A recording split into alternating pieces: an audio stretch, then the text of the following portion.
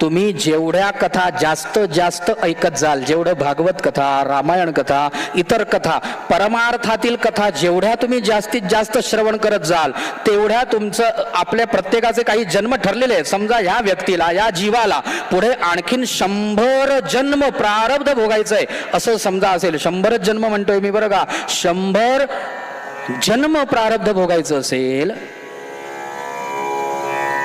भीष्माचार्यांचं प्रारब्ध किती जन्माचं होतं माहितीये का?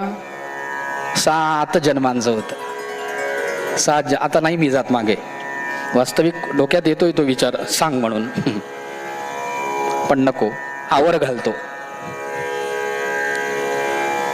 7 जन्माचं होतं. 100 जन्माचं जर आपलं प्रारब्ध असेल तर आपण जेवढ्या कथा श्रवण करू आणि परमार्थ करू तेवढं मागून एक जन्म कमी येत होणार आहे बरं का, कमी होणार आहे.